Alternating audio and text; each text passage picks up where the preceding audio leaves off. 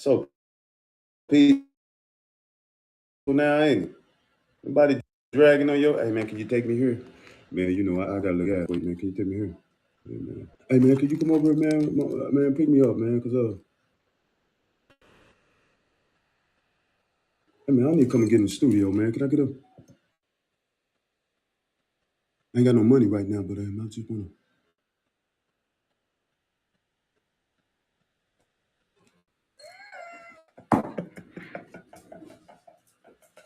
Hey, all that's dead. That version gone. Hey, I'm gonna speak through facts, family. Come on. Yeah. Man, let me borrow about $25, man. I need a sack of that, you know. Man, I'm out of cigarettes, man. Can I get it? Yeah.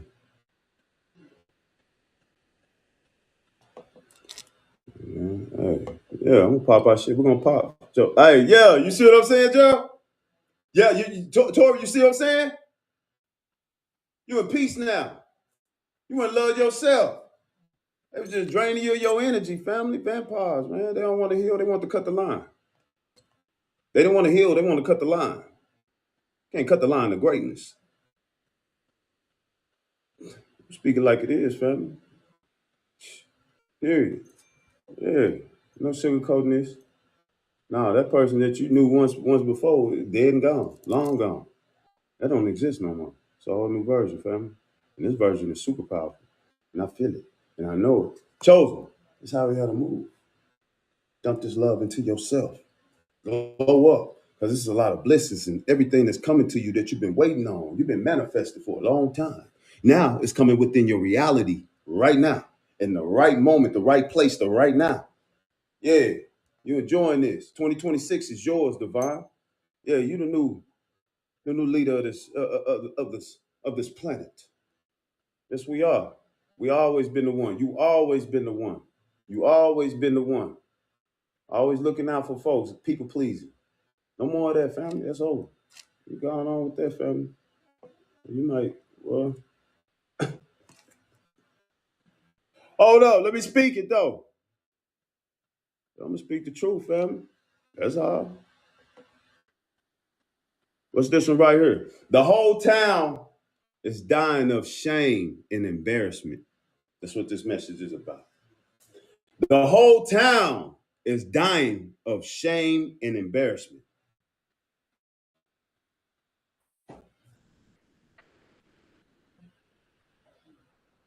Let's see. Let's see what they talking about, fam. Let's see what they talking about, fam. Yeah, that part. It's your time to shine, Divine. Never turn your light down for no one. You giving yourself that love. Keep tapping in with yourself. Keep tapping in with yourself. Glow up. Keep glowing up, Divine. You deserve all this greatness. You deserve all this love, this positivity. You deserve this greatness. You didn't put in the work. They didn't. You put in the work. They didn't. You put in the work. So what it is. I mean, for real. Here we go. When a whole town needs teamwork to stop one person, it's not strength. It's fear wearing a group costume. Woo. That's the part they hate admitting. One person should be easy to erase. One voice should be easy to drown out. One path should be easy to block. But somehow it never worked with you. Never worked. They laughed first because laughter is how insecure people calm themselves. Then came the whispers because doubt spreads faster in quiet rooms. And finally they planned because when mockery fails, coordination becomes the last weapon of the afraid. Picture it clearly. A pack of people standing shoulder to shoulder, convinced numbers equal power. Fake smiles on their faces, knives hidden behind compliments, confidence dripping from mouths that had never actually tested themselves. In their heads, you were already finished, small, fragile, an easy story with a predictable ending. They told each other, there's no way one person survives this. And the more they repeated it, the safer they felt. What they didn't understand is that storms don't announce themselves. Pressure builds quietly. Strength grows in silence. The thing they called little old you wasn't weak. It was compressed force. And when pressure meets resistance long enough, it doesn't break. It explodes outward. Here's the fact they can't escape. History never remembers the crowd that tried to stop someone. It remembers the one person who kept moving anyway. Every major shift, every uncomfortable truth, every moment that exposed group thinking as cowardice started with one person refusing to fold. And statistically speaking, it always takes a group to fight someone who stands alone with conviction. Lone targets don't scare people. Unstoppable ones do. They didn't surround prey. They circled something they couldn't predict. And when the whole town worked together and still failed miserably, the realization hurt worse than any loss. Because failure against one person isn't just defeat, it's exposure. And thank you, chosen one. Don't forget to pay this message back by simply pressing like and subscribe to help spread this message to more souls. It's the responsibility of all of us to spread the light. Thanks for being part of this mission. You are part of a force. Now back to the truth they wish you'd forget. Let's go. The reason this story hits so hard is because you felt it before you understood it. Yes. You noticed the shift in energy, the way conversations changed when you walked into a room, Yes. the way people who once ignored you suddenly paid attention, not with support, but with calculation. That's not coincidence. That's the moment you became a problem without ever trying to be one. The town didn't come together because you were loud. They came together because you were consistent. You didn't beg. You didn't chase approval. You didn't adjust yourself to fit their comfort. You kept showing up, improving quietly, learning from hits that would have broken most people. And that kind of progress makes insecure systems panic. There's a simple psychological truth most people never face. Groups bond fastest over shared enemies, not shared values.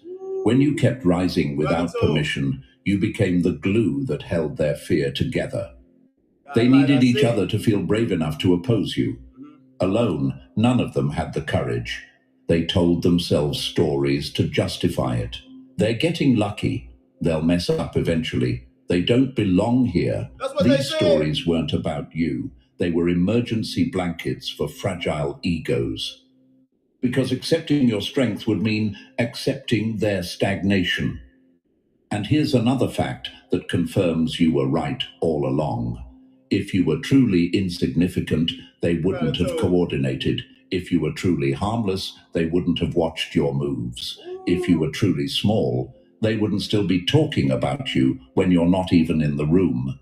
Silence is reserved for things that don't matter. Noise follows threats. What makes this moment powerful isn't just that they failed, it's how they failed. They failed together, with planning, with strategy, with numbers, and still couldn't stop one person who refused to collapse inward. That kind of failure leaves a permanent mark. It forces people to confront an uncomfortable idea. Maybe the problem was never you. Maybe the system they trusted was weaker than they thought.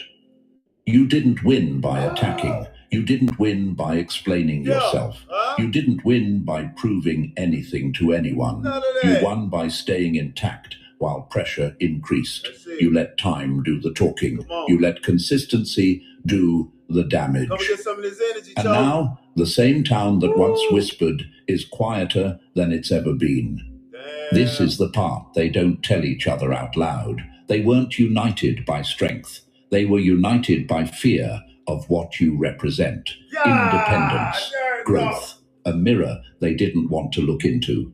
You showed them that one person, focused and unbreakable, can expose a whole crowd pretending to be powerful. So if you ever wondered whether you imagined it, whether you were overthinking, whether the resistance was real, here's your confirmation. Nobody mobilizes against nothing. Nobody coordinates against weakness. Nobody fails this loudly against someone who wasn't a threat. They worked together. You stood alone, and the result speaks for itself. The town tried. The town planned. The town failed, and little old you kept moving forward anyway. And hey, chosen one, pause right here for a second. All right. If you've made it this far, it's not by accident. People who were actually small would have clicked away already. But you stayed because something in this story feels familiar. A little too familiar. So before we go any deeper, do this one simple thing for yourself. Let the algorithm know this message matters. Come on. Tap like, subscribe, or drop a comment, because every small action helps push this truth past the same crowds that tried to silence it in real life. If this story feels like it's calling you out by name, say it quietly but clearly.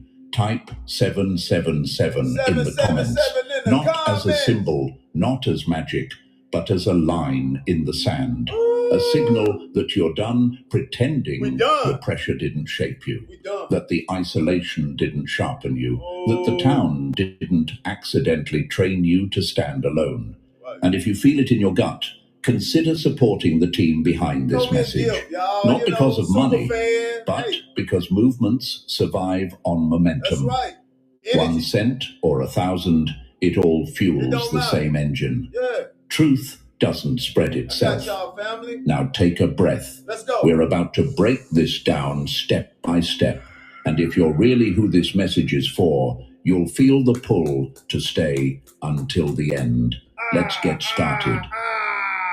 Number 1, when a crowd needs numbers to feel strong, you've already won. Got a credit score in the 400s, 500s, or 600s. It's time to listen up and take charge. Struggling to qualify for a home loan? Y'all, gratitude for allowing me into your energy and the homie. Hey, man, you've been eating jalapenos for the past month. Ain't that hot? Because you spitting that mucho caliente. You are mucho caliente. I had to speak to him, y'all. Dang! Keep going. Boy, he's spitting that fire. Boy, he's spitting that fire. Come on, spit to us, y'all. Hey, this is that good energy family that's going to charge you up. Come and charge up. We charging up. That's what this is doing, giving you that confirmation that's going on outside of that spiritual gate. You know, things that's going on. Hey, we got to hear it. We're going to hear it. You know, Spirit going to tell on everybody. Universe going to tell on everybody.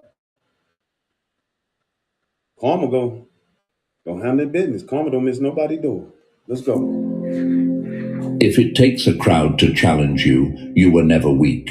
You were just inconvenient to their comfort. This is where their biggest mistake started. They thought numbers meant power.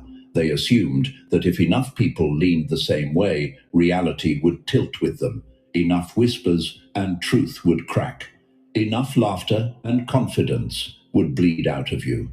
Enough fingers pointing at the same time, and you would shrink under the weight of collective judgment. That logic works on fragile minds. It doesn't work on someone who learned to stand alone before anyone noticed. They confused volume with force, noise with strength, agreement with courage, and that misunderstanding is exactly why they lost. Think about it carefully. A single person with direction terrifies people who only know how to move in groups. You didn't need a committee to decide who you were. You didn't need permission to grow. You didn't wait for applause to keep going. While they were checking who agreed with them, you were building something internally that didn't need approval to function. That imbalance scared them long before it annoyed them. Here's the truth. Most of them will never admit out loud. Crowds don't attack what's weak. They attack what threatens their illusion of control. Weak things get ignored. Weak things fade quietly. You didn't. You stayed visible without trying. You stayed steady while they stayed reactive. And that's when they realized one-on-one wouldn't work. So they gathered, they whispered, they shared looks, they told the same story over and over until it sounded like fact. They believed repetition could replace reality. It couldn't. Repeating a lie doesn't make it true. It just reveals how desperate people are for it to be believed. Picture a pack of people pushing against a door together, convinced the door will eventually break. What they don't realize is that the door isn't locked. It's anchored. You were anchored, not to them, not to approval, not to fear, to your own direction. And no amount of pushing changes that. At this point, a question usually shows up in your mind. Why did they care so much? Because indifference takes confidence. Obsession comes from insecurity. People who feel secure don't need backup. People who trust themselves don't need witnesses. The moment they needed numbers, they admitted they didn't believe they could handle you alone. They thought laughter would weaken you, but laughter without substance is just noise trying to mask anxiety.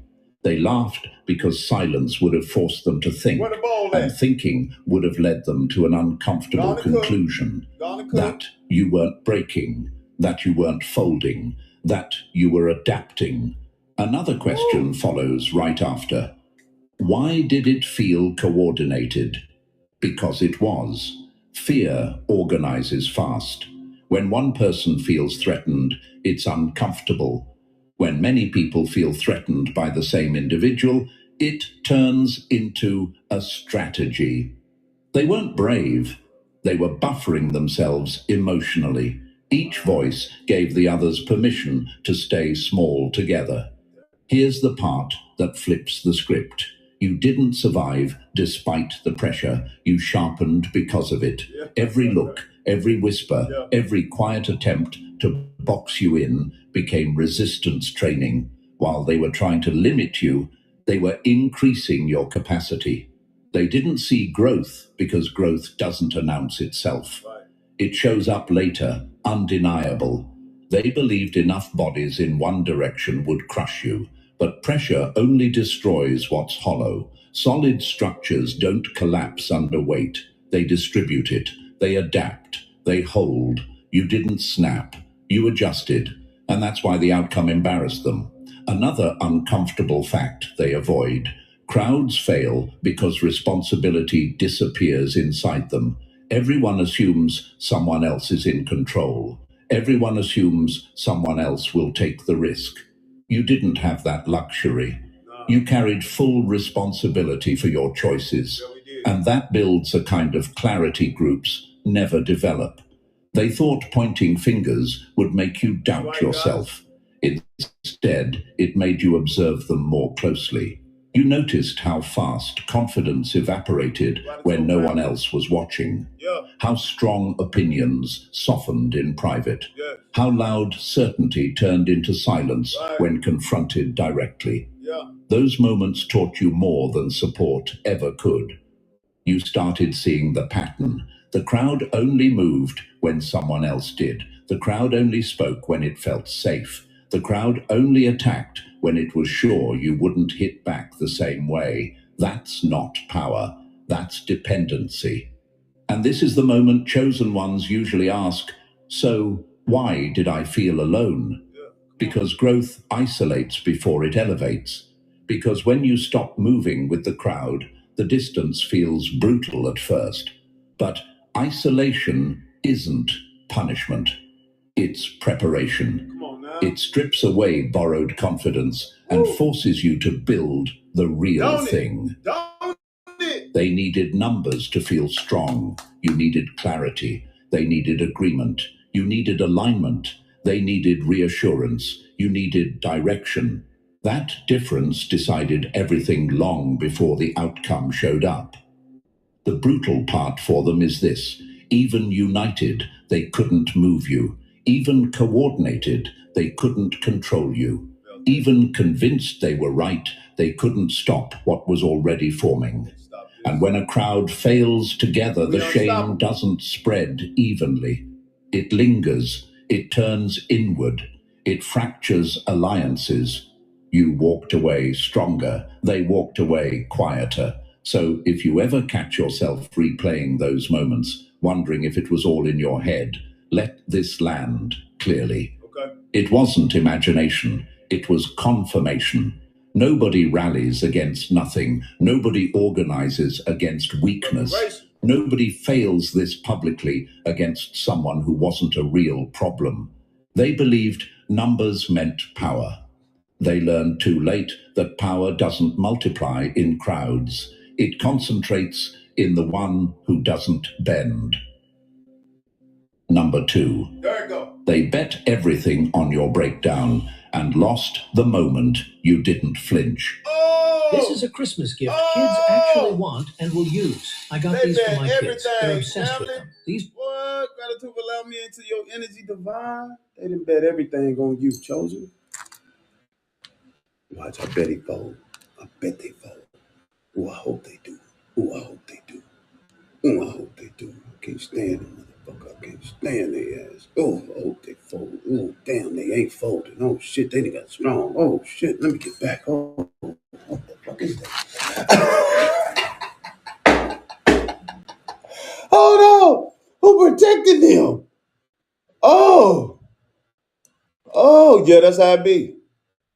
You know, we're going to speak the truth, though. We're a family. Yeah, that's what we do.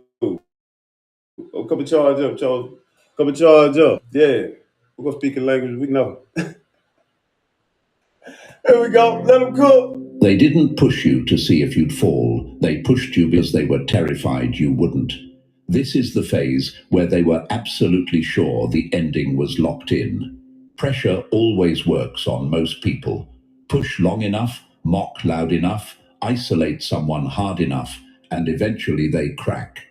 That's the pattern they've seen their whole lives. That's the math they trusted. So they leaned in. Harder words, colder looks, subtle shoves mixed with public sneers. They waited for the moment you'd finally drop your head, apologize for existing, or quietly retreat into something smaller. They weren't just expecting it, they were counting on it. Imagine a group of people bouncing their weight on a thin sheet of ice, laughing because they've seen it break before. They jump again, louder this time, waiting for the crack.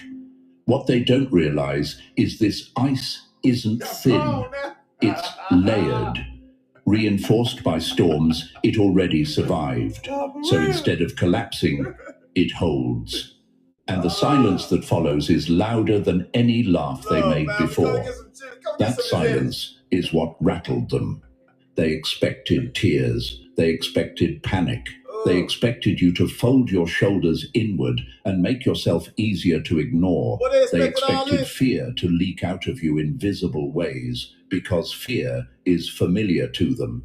Fear is something they know how to control. What they didn't expect was composure, a straight spine, a calm refusal to perform the breakdown they had already rehearsed in their heads. Here's the part most people miss.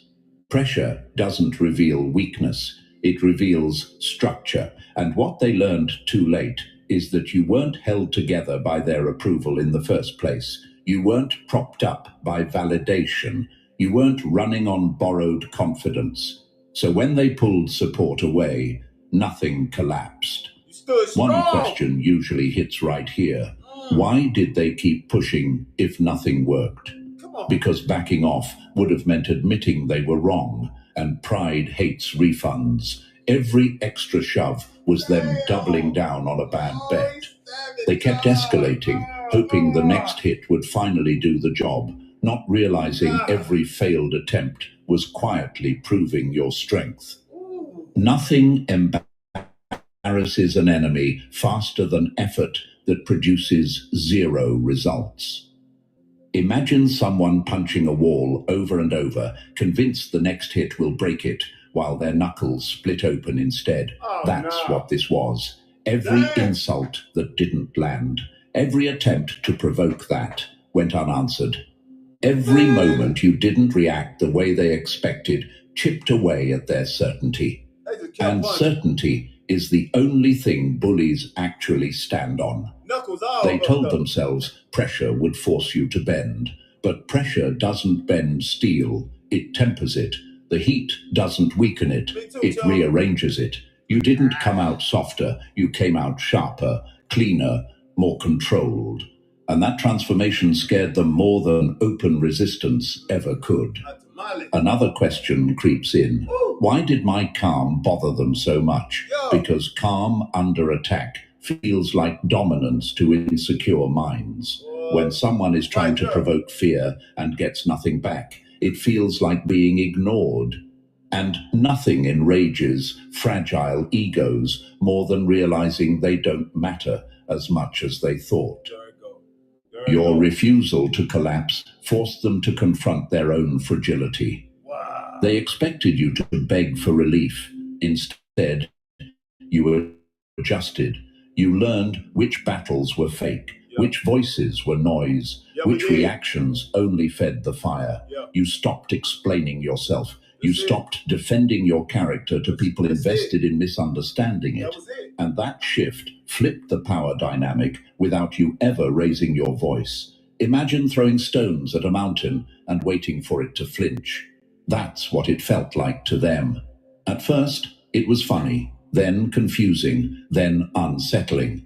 Because when someone doesn't react, you start hearing your own echo. And echoes make people uncomfortable. They watched your posture. They watched how you kept moving forward while they stalled in place. They noticed you didn't shrink your plans. You didn't dim your presence. You didn't become easier to handle. That's when the mockery changed tone. Man, we got them out here going crazy. They lost their damn mind.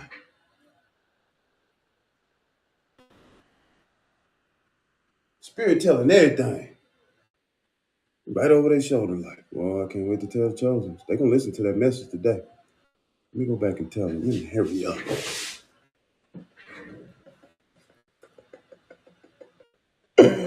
Damn! Less playful, more desperate. Because now it wasn't about breaking you. It was about saving face. Here's the brutal truth. They didn't want you gone. They wanted you humbled, smaller, contained, manageable. Your survival wasn't the problem. Your composure was. You proved that their pressure wasn't as powerful as they believed. And once that illusion cracked, their confidence followed. They pushed for collapse and got composure. That mismatch shattered their strategy. Another thing worth saying out loud, strength doesn't always look loud. Sometimes it looks boring to people addicted to drama. You didn't give them a show, you gave them a mirror. And mirrors don't scream, they reflect. Look at it. They thought resistance would look like fighting back, yelling, exploding. Instead, resistance looked like consistency, like restraint, like choosing not to hand them the reaction they were hungry for. That kind of control feels unfair to people who survive on chaos. Imagine a chess player slamming pieces on the board, getting louder with every move, while the other player just watches, waits, and checks them calmly. The game doesn't end because of aggression.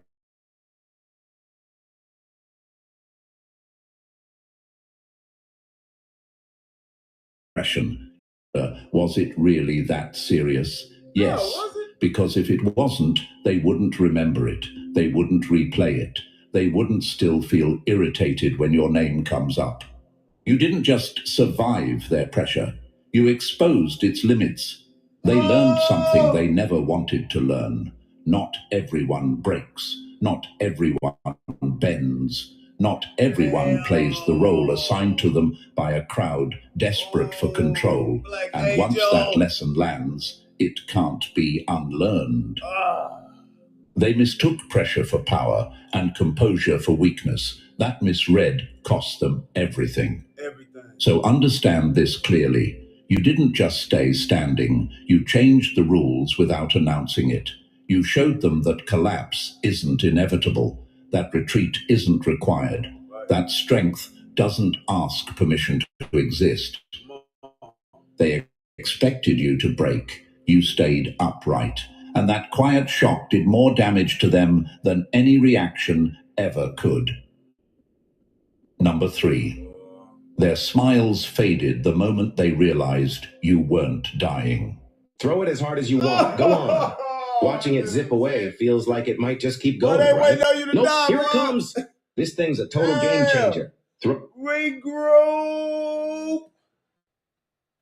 Gratitude, chosen ones, for allowing me into your energy. Come and charge up, chosen one. It's getting juicy here. That tea is boiling and it's spilling. You got your tea? Do you got your tea? Woo. Golly. Boy, they waiting on you to transcend. They just like, whoa. Stand this motherfucker. This is what it is. Okay, stand this motherfucker. Ah. When you come around, they quiet as mice.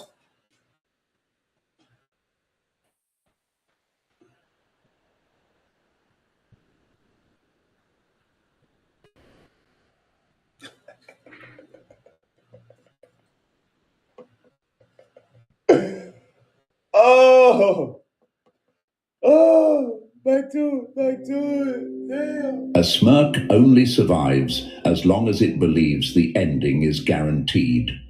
At first, they enjoyed it. The looks, the half smiles, the quiet confidence that comes from assuming you're about to fall apart any second now. They thought they were watching the final scene of your story. Front row seats, popcorn energy, relaxed, comfortable, convinced nothing could go wrong for them. When people believe collapse is inevitable, they let their guard down. That's when the shift started. Your silence stretched too long. Your posture didn't change. Your pace didn't slow. And suddenly, those smirks began to twitch. Not enough for them to notice at first, but enough to feel it internally.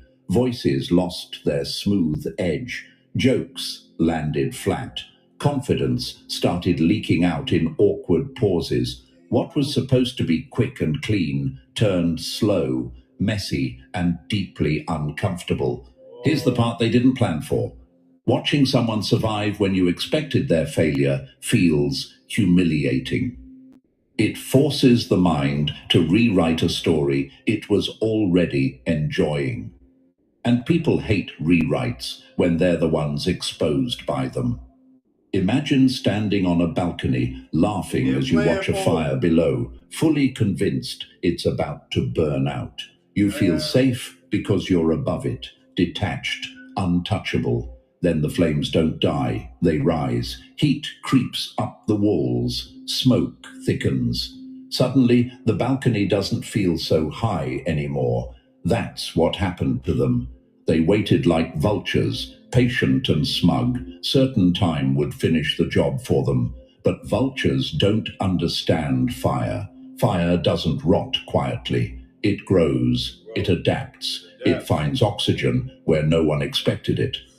And when it does, the ones watching from above are always the first to panic. Nothing unsettles an enemy faster than realizing the moment they were enjoying is turning against them. You could see it if you looked closely. Their reactions became delayed, their certainty fractured. They started checking each other for reassurance, silently asking, "Why isn't this working?"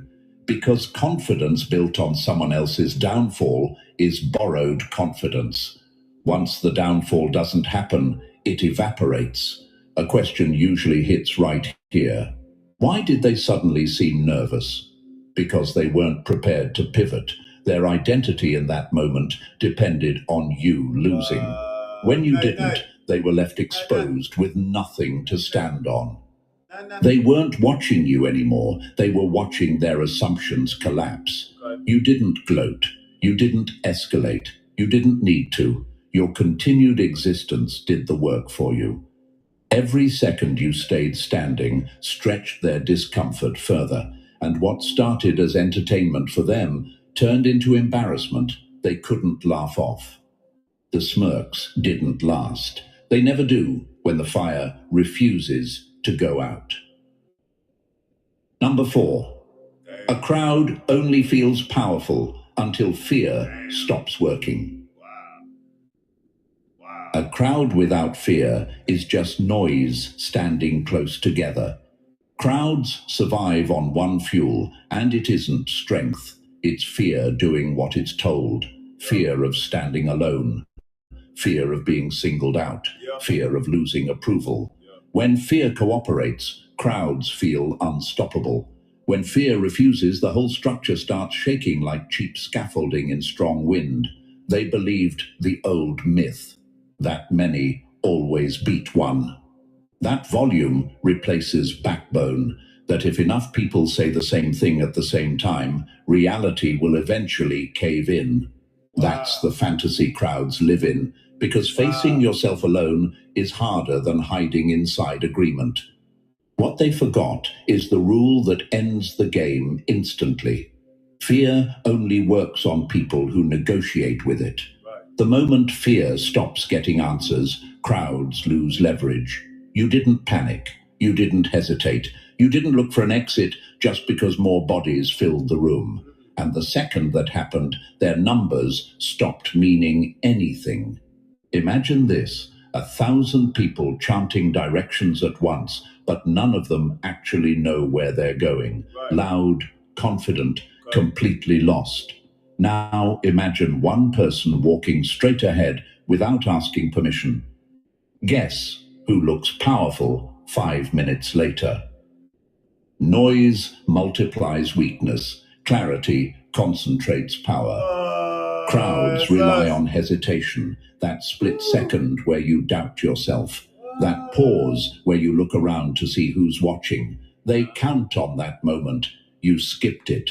You didn't scan faces for approval. You didn't wait for consensus. You moved like someone who already accepted the cost of standing alone. That's why they got louder. Louder is what people do when control starts slipping. Volume is compensation, not dominance. Real power doesn't shout, it moves. Another question usually hits here. Why did it feel like they needed me to react? Because fear needs participation. Without your reaction, the crowd had nothing to push against. You became weightless, untouchable, and nothing scares a crowd more than losing resistance. One unshakable soul doesn't argue with a crowd, it exposes it. Here's the fact they hate. Crowds collapse the moment they face someone who doesn't need them. No approval, no backup, no permission slip. Just direction, and direction beats numbers every single time. They depended on fear. Fear didn't show up for them, and without it, the crowd was just hollow voices echoing back at each other while you kept moving forward. David, the movie. Let him cook. Let him cook. Chosen one, come to the front. The ones in the back, come here. All right, listen, Chosen. Who gave him a jalapeno today? He's mucho caliente. Let's go. Number 5. They unloaded every weapon and still couldn't touch you. Damn. When deception becomes desperate, it stops being dangerous and starts being obvious. This is the stage where they ran out of patience and switched to panic. Subtlety failed, so they reached for everything at once. Lies wrapped in confidence, half-truths dressed up as facts, smiles sharp and just enough to cut without looking guilty. Your name started floating through rooms you weren't even in, passed around like a warning label instead of a person. At first, it was quiet, strategic, controlled. They told themselves whispers were smarter than confrontation. Poison works best when you don't taste it, right? But whispers require belief, and belief requires cracks. You didn't give them any. So they escalated. When silence didn't break you, they tried noise, loud opinions, bold claims, public certainty. They hoped volume would replace credibility. They hoped chaos would overwhelm your focus. That if they flooded the space with confusion, your will would finally short-circuit. That's always the move when control starts slipping. Turn everything messy and hope no one notices who caused it. Imagine a magician whose tricks stop working mid-show. The audience isn't amazed anymore. They're confused. So the magician talks faster, moves quicker, waves their hands harder, hoping distraction will save the illusion. It doesn't. It just makes the failure louder. Noise is what liars use when truth stops cooperating. They stack tricks on top of tricks, convinced one of them would land. But each attempt revealed something they didn't mean to show. Desperation, coordination, fear of losing narrative control. The more they tried to frame you, the clearer it became who was actually threatened. Here's the question you probably asked yourself. Why did it get so intense? Because tricks only escalate when the target doesn't move. If you were bending, they would have stopped. If you were breaking, they would have relaxed. Your steadiness forced them to keep digging until they hit bedrock. Every lie they threw needed energy. You gave none back. And that's what exposed them. You didn't argue with the noise. You didn't chase the whispers. You didn't scramble to clean up lies you never owned. You stayed focused, calm, forward-moving, and without resistance, their chaos had nowhere to stick. Imagine throwing smoke bombs into an empty field. No walls, no corners, no panic. Just smoke dissolving into open air. That's what their final tricks looked like. They threw everything they had. What they didn't realize was that the moment tricks replace truth, the game is already over. Not for you, for them. Number 6, their unity expired before your will did. When unity collapses and one person is still standing, the lie was never the lone figure. It was the group. They linked arms like it meant something, shoulder to shoulder, loud in their agreement, certain that togetherness alone could finish what none of them could handle individually. One against many felt like an automatic ending in their minds. They didn't even question it. Numbers had always done the thinking for them. But unity built on fear has a short shelf life. You stood there while their confidence slowly leaked out. Breathing, steady, still burning with something they couldn't copy or crowdsource. That unsettled them more than open resistance ever could. Because defeat by an equal hurts. Defeat by someone you dismissed feels personal. Imagine a relay team sprinting full speed, convinced momentum guarantees victory, only to realize the finish line isn't where they thought it was. They run harder, trip over each other, blame timing, blame footing, blame anything, except the fact that one person kept walking straight and didn't need to switch places to survive. They needed each other to stay brave. You didn't. That's what made this loss sting. Their unity depended on constant reassurance, glances exchanged, silent check-ins, a shared belief that as long as they stayed aligned, they were safe. You didn't offer that comfort to anyone. You didn't ask for it either. And that independence quietly dismantled their formation. Here's the question that usually surfaces. Why didn't they just keep going? Because unity without belief is fragile. The moment doubt enters one mind, it spreads faster than confidence ever did. Someone noticed you weren't fading. Someone else noticed the effort wasn't working. Suddenly, unity felt heavy instead of empowering. They were holding each other up. You were holding yourself together. Imagine a human pyramid wobbling under its own weight. Impressive from a distance, unstable up close. One small shift and the whole thing shakes. You weren't part of that structure. You were the ground it rested on. Solid, unmoving, unimpressed. They didn't just lose, they unraveled. because when a group fails together against one person who refuses to disappear, excuses run out fast.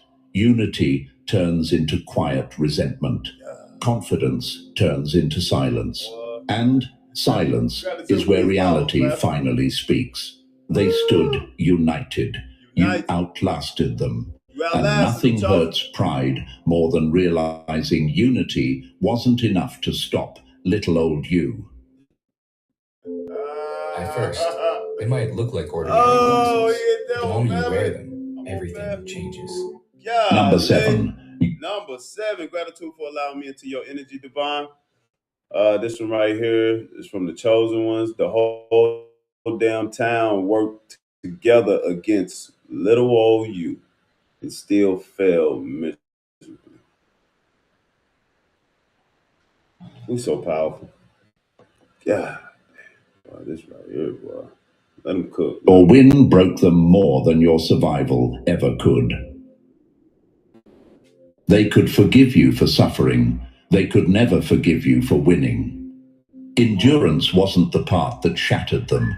Plenty of people endure quietly and get forgotten. What they couldn't handle was the outcome. You didn't just make it through. You came out intact, clearer, standing in a place they assumed was unreachable. And when a whole town rises against one person and still fails, the loss stops being situational. It becomes symbolic. That's what ruined it for them. They were prepared to watch you struggle forever. They were comfortable with you barely surviving. Pain felt fair to them. Limitation felt justified. But victory, that rewrote the hierarchy they depended on. Your win wasn't loud, but it was permanent. It didn't need witnesses. It didn't ask for permission. It simply existed. And existence was enough to dismantle their story. Imagine spending months building a cage, reinforcing it, locking every door, only to realize the person you trapped is now walking freely while you're still standing there guarding nothing. That's what this felt like to them. The effort didn't just fail, it exposed how misplaced it was.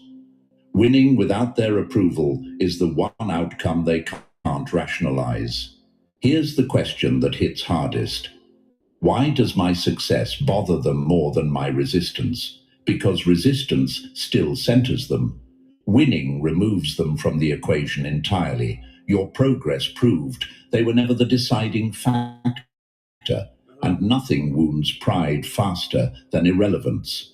They didn't just lose control, they lost narrative authority. Every insult, every plan, every coordinated move now sits under one uncomfortable truth. It didn't stop you. And because it didn't stop you, it reflects back on them, their limits, their fear, their weakness dressed up as unity. When you win alone, the crowd is forced to confront itself. You became something they didn't plan for, proof, living evidence that their pressure wasn't absolute, that their agreement wasn't power, that their numbers couldn't override direction. You didn't need revenge. You didn't need to explain. Your position said everything. Winning was the part they couldn't handle because it made denial impossible. They rose together. They failed together. And you walked away as the one thing they never wanted you to be. Undeniable proof. Number 8. The silence afterward is their confession. When people lose in a way they can't explain, they rewrite history instead of facing it.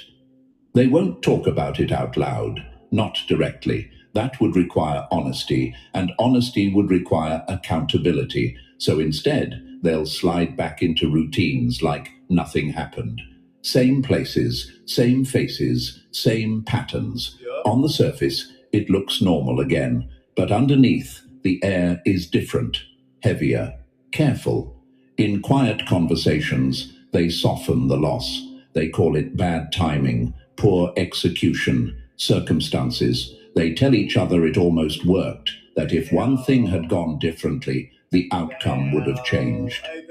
These excuses aren't for you. They're survival tools for their ego. Because admitting the real reason would shatter what little certainty they have left. The truth is simpler and far more painful. Their numbers didn't matter. Denial is what people use when facts threaten identity. They know it in the pauses between sentences, in the way your name still shifts the mood of a room, in how certain topics get avoided without anyone announcing why. Loss doesn't disappear just because it's unspoken. It settles, it lingers, and it reshapes behavior. Imagine a team insisting a bridge collapse was a fluke while quietly avoiding that bridge forever after. That's what this looks like. Public confidence, private caution. They act like nothing changed, but they move differently now, because something fundamental broke. Another question tends to surface here. Why won't they just admit it? Because admitting it would mean accepting that unity didn't protect them, that agreement didn't save them, that planning didn't guarantee results. And once that illusion cracks, it's impossible to rebuild. They didn't lose to you, they lost their belief in themselves. You exposed the flaw they relied on without ever trying to. You showed that numbers are only intimidating when the person facing them believes the story. You didn't. And now they're stuck carrying that knowledge forward, whether they acknowledge it or not. They'll smile, they'll move on, they'll pretend. But deep down, they know exactly what failed. Their power was an illusion, and you shattered it simply by standing your ground. Number 9, you're the memory that ruins their confidence. This console feels illegal. There's no way they packed 20,000 games into this charging us up. Bro, here, you just turn it on. Boy, charging us up in here. Come get y'all some of this energy, Divine. Let me get y'all some of this energy. This one about over here in a minute. I just want y'all to get this energy with me. Come and charge up, family. Letting us know what's going on outside of that spiritual gate. What's all kind of things going on? Boy, they just going. They lost their damn mind. They lost that mind. It's gone. That peanut out of here. A nightmare isn't loud. It's the thought you can't shut up. You don't have to say a word anymore. Your presence does the damage for you. Every time they see you, something tightens in their chest because they remember how their full weight wasn't enough. All the planning, all the coordination, all the confidence they borrowed from each other.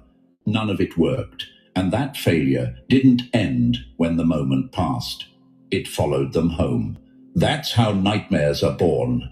They try to move on, but the image sticks. You standing there when you were supposed to be gone. You breathing when they expected collapse. You winning without permission. Now every new plan carries hesitation. Every bold idea has a quiet pause at the start. Not because you're involved, but because you exist. Failure fades, proof doesn't. Imagine touching a hot stove once. You heal, you forget the pain, but your hand never reaches the burner the same way again. That's what you are to them now, a remembered consequence, a warning signal their body reacts to before their mind can lie. They hesitate because they already tested their limits on you and lost. You probably felt this shift before you understood it, the way their energy dulled, the way confidence turned careful, the way courage suddenly needed backup. That's not maturity. That's fear dressed up as strategy. You didn't scare them with force. You scared them with outcome. Here's the question that sneaks in. Why does my success still bother them? Because it rewired what they thought was possible. They can't unsee that their best effort failed. And once that truth exists, every future move carries doubt. Doubt poisons momentum faster than resistance ever could. Imagine a chess player who lost a game they were certain was already won. Every board after that feels hostile. Every move feels risky, not because the opponent is cheating, but because certainty is gone. You took that from them without even trying. They don't talk about it. They don't need to. The hesitation says enough. The second guessing, the way plans slow down when your name comes up. You became the reference point they wish they didn't have. You are the reminder that their courage has a ceiling. That memory doesn't fade. It waits, quiet, patient, ready to surface whenever they feel bold again. And every time it does, it pulls them back just enough to keep you ahead. You're not chasing them anymore. You're haunting them. And that's a position no crowd can vote their way out of. There you go. Number 10. The storm that was meant to erase you built you instead. They thought the storm would wash you away. It turned out you were learning how to breathe underwater. Nothing they threw at you went to waste. Not one insult, not one betrayal, not one dirty move they swore you wouldn't notice. Every hit landed, but not the way they expected. Instead of breaking you down, it pressed you inward, compacted you, forced you to harden where it mattered. Pressure didn't ruin you, it refined you. They thought chaos would confuse you. It clarified you. Imagine this, a river trying to drown a rock. Day after day, water slams into it, convinced erosion will finish the job. Years later, the river hasn't won. The rock is still there, smoother, denser, shaped by the very force meant to destroy it. That's what happened to you. The storm didn't pass over you. You grew inside it.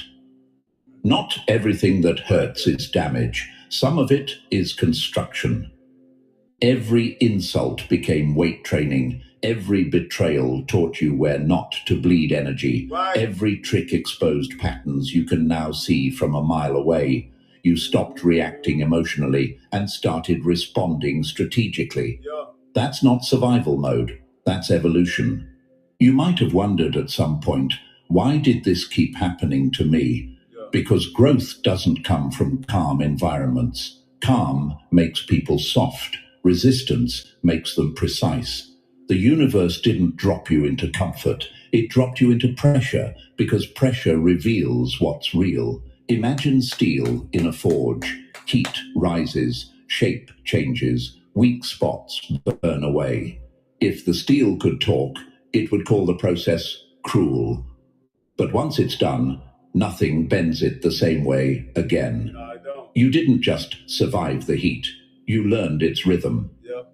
They gave you hell, and you learned how to build shelter in it. What scares them now isn't what you went through. It's what you became because of it. You don't flinch the same way. You don't trust blindly. You don't move without awareness. Storms don't intimidate people who learned how to stand inside one without losing themselves. Here's the truth they'll never admit. If they had left you alone, you might have stayed softer, slower, less dangerous. But they didn't. They accelerated you. Every attempt to take you down added another layer of armor they can't crack. You didn't come out lucky. You came out forged. You didn't walk away intact. You walked away unbreakable. And storms don't scare what they helped create. Number 11, they tried to finish you and accidentally built a weapon. I just found this year's little Christmas gift, a portable inkless sticker printer. Did It he uses just thermal say printing that? instead of ink, so you don't have to worry about ink drying out or smudging. Golly. Damn! They done built a weapon. They done built a weapon. What it turns y'all into some war? Turned us into a nuke bomb. We the nukes. Yeah. Damn. That was heavy. Back in. Nothing is more dangerous than someone who was trained by failure and survived it. They didn't just underestimate you, they invested in your evolution without realizing it. Every push they made was supposed to drain you. Every hunt was meant to exhaust you. Instead, it dug deeper wells inside you. Places they never touched. Places you didn't even know were there until pressure forced them open. They thought intensity would empty you. It expanded you. Imagine someone trying to drown another person, not knowing that person has been learning to hold their breath longer every single time. At first, it looks cruel, then confusing, then terrifying, because the tactic stops working and the target stops panicking. That's when the hunter realizes the roles quietly switched. They trained your patience, sharpened your focus, and taught you how to move without emotion. What they meant to end became your beginning, not in a dramatic way, in a permanent one. You stopped reacting to noise. You stopped wasting energy explaining yourself. You stopped fighting on levels designed to keep you small. Defense turned into direction. Chaos turned into clarity. You move differently now. Every step has weight. Every decision lands harder than their loudest attempts ever did. You don't rush. You don't chase. You don't need to announce anything. Silence does the work for you. Here's the question that usually hits next. Why does it feel like I outgrew them so fast? Because pressure accelerates growth when it doesn't break you. They were stuck repeating tactics. You were adapting, and adaptation always wins in the long run. Noise can't compete with someone who understands timing. They feel the shift before they understand it. When you enter a room and conversations shorten, when jokes lose their edge, when confidence tightens into forced smiles, you're not intimidating because you're aggressive. You're unsettling because you're untouchable. Imagine shouting at a moving elevator. You can get louder. You can get angrier. It doesn't matter. It's already rising. That's what your progress feels like to them now. Out of reach, unbothered, final. You didn't become dangerous by fighting harder. You became dangerous by rising beyond the fight. They trained you without knowing it. Now they have to live with what they created. Number 12. Aftermath. The moment the crowd collapsed under its own weight. They didn't fail because they lacked effort. They failed because the lie holding them together finally snapped. They came together with one goal in mind: end you, erase you, bury you quietly, and move on like nothing ever happened. That was the plan. Clean, efficient, collective. But plans built on fear don't collapse loudly. They fracture slowly, piece by piece, until everyone realizes at the same time that something is wrong. This is the aftermath they never rehearsed. Masks started slipping first. The confident faces couldn't hold shape anymore. Smiles arrived late and left early. The whispers that once moved fast and sharp dried up because whispers need momentum. Momentum dies when belief does. Unity cracked next. Not all at once. Just enough to feel unstable. Just enough to make people glance at each other differently. Imagine a crowd standing on thin ice, laughing because no one has fallen yet. Then one crack echoes. Nobody laughs. They don't run either. They just stand there, frozen, realizing the danger was always under their feet. That's what happened to them. The structure they trusted betrayed them. They didn't just lose to you, they lost trust in each other. Now, every set of eyes looks at you differently, not with open hostility, not with confidence, with calculation, with caution, with the kind of awareness that comes after a bad misread. You're no longer a target. You're a reference point. The moment things stopped working the way they were supposed to. Here's the question that usually follows. Why does it feel so quiet now? Because chaos needs belief to survive. Once the crowd realized it wasn't unbeatable, the noise collapsed inward. Everyone started protecting themselves instead of the group. Right. A broken crowd doesn't regroup, it scatters. They didn't just lose one attempt. They dismantled the idea that they could ever win against you. That's the real damage. You don't need to fight remnants. Remnants don't move forward. They fade. The whole town tried, and it still wasn't enough. That ending didn't just close the story. It rewrote who holds power from here on out. If this message hit something real in you, don't ignore it. Press the like button if you haven't already, because this story deserves to reach the people who are still standing alone under pressure. And if you're not part of this family yet, press the subscribe button now. You belong in spaces that tell the truth, not ones that shrink you. The whole town tried and failed for a reason. Remember that. Stay sharp, stay grounded, and keep moving forward. Let's go. To the top we single go. morning To the top you go. Chosen one. Oh. Well, they tried everything in the book, didn't they? Golly, they tried everything. They tried to destroy you, Divine. Oh, these confirmations be so strong, be so powerful. Being in the right moment, the right place, the right now. You won, Divine. You won the battle. Now, you know, you're just rising and glowing up, healing. This is a healing journey, family. This is what we're doing. This is what I do, family. We listen to the messages. Hey, I heal. We got the frequency bells, the frequency, all type of frequency bells and chimes and different things like that. We heal later on as well.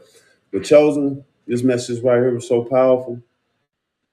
It was two back to back, and both of them were so accurate.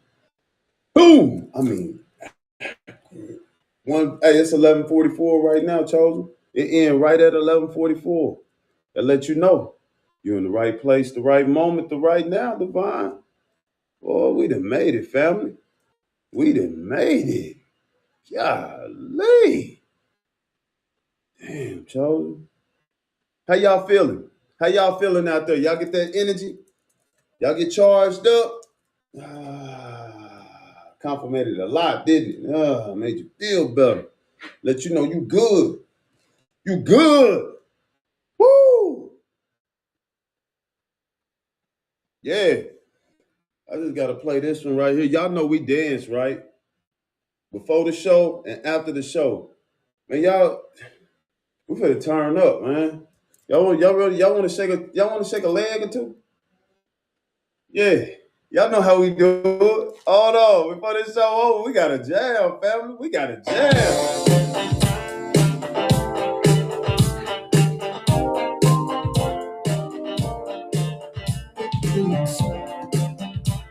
Tonight, we made it, baby. Turn up.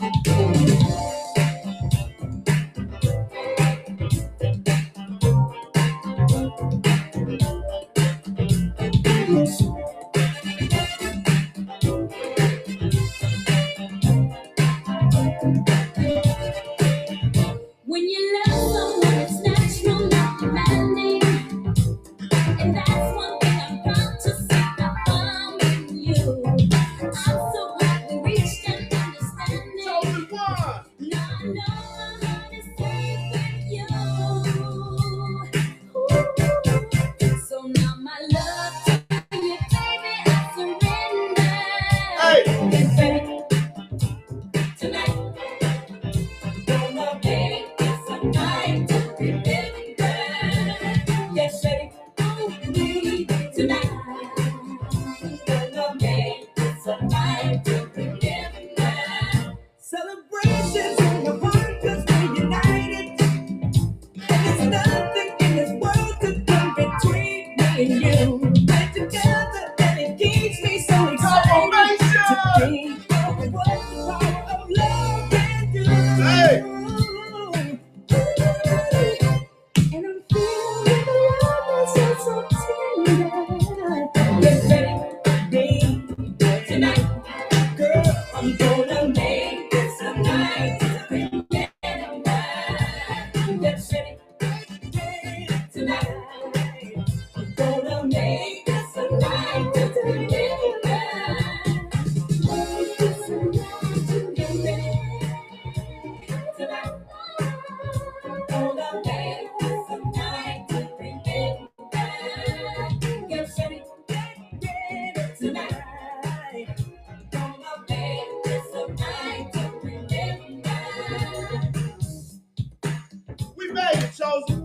Turn up. You won the battle with self. To the top you go. 2026 is yours. You're going to the top, baby. The year of the chosen ones. It's time to party, baby. It's time to party, baby. Let's go. Tonight, gonna make this a night to remember. Get ready, tonight, baby. Gonna make this a night to remember.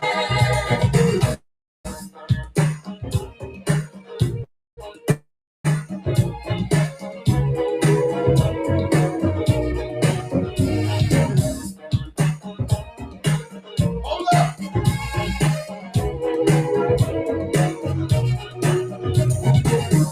This night you won't forget. You ain't gonna forget this night. It's a night to remember.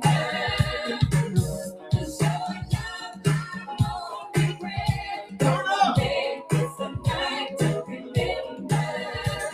Get ready, baby. Tonight, gonna make this a night to remember.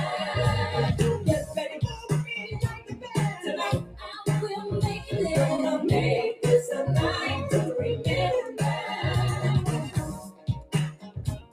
Tonight,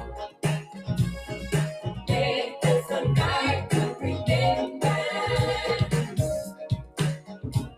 Tonight,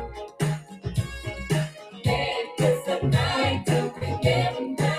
Let's make a toast to those who helped make this occasion. Come on, toast Take with to the back on love, that's what joy is straight to me. Not to you, I make a lasting dedication. I'll show you all that love and life can be. Woo! In these days that I live, I will deliver. Get ready. This night till I won't forget. Gonna make this a night to remember. Get ready to show love tonight, won't regret. Gonna make this a night to remember. Get ready, baby, tonight, gonna make this a night to remember. Get ready, tonight, I will make it. Yeah!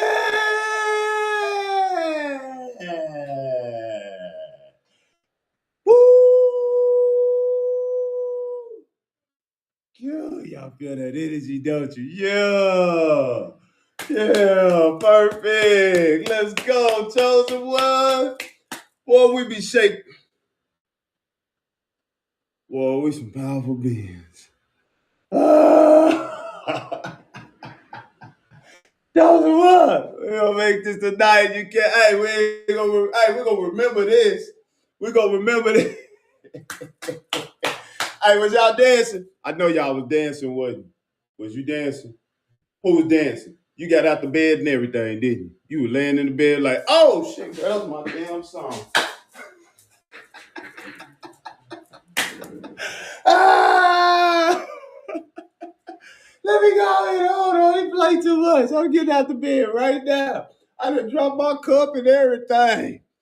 Woo! Y'all done turned up out there. That's what I'm talking about, y'all. Hey, that's what we do over here, Chosen. We get that energy, family. This is what this is about, enjoying this journey. You made it, Divine. You defeated that demon within and rose to the top. Turned on your light and started shining, family. It's time to celebrate. You're going to be all right. You're going to be all right, Divine. It's just there's no old souls coming out of us. You know, we ancient. Some ancient souls we got. Peace to our ancestors. We still got it in us. Period. We got it in. The gratitude, y'all, for coming through. Follow me, family. If you ain't following me, this is what we do. We party. We have fun. We heal. We do all this great stuff over here. So you're going to have fun over there. Come and tap in. This is what we do, though. Peace and love to every last one of you. I want to send all the positive energy to you. It's all about you, Divine. This is your love story. This is your love story. Keep going. Keep going. I know what you've been through. I know what you didn't overcome, you know, what you didn't overcame, family, what you went through. We connected. We cosmic family, so I know. But we got to celebrate. We got to feel that energy, that good positive energy. Even if it take us dancing, listen to music, you know, music gonna move us. Dancing is a form of meditation. Dancing is a form of meditation. And it feeds the soul, you know, keep us happy, give us that good energy, removing all that negative energy, you know? Yeah, clear minds. Yeah. Love y'all, Divine. Yeah. Love y'all. yeah, love y'all, Divine. Y'all tap in. We're gonna go live probably later on. I'm gonna do some healing. So if y'all want to come through and heal, we got frequency healing too. So before you lay down, you know, or while you laying down, I got y'all, Divine. Love y'all, family. Peace, love, and abundance to everyone. Great health, success. You're in alignment. You're going to the top. 2026 is yours. Remember, you are the new leader of the new earth. Let's bring this love, family.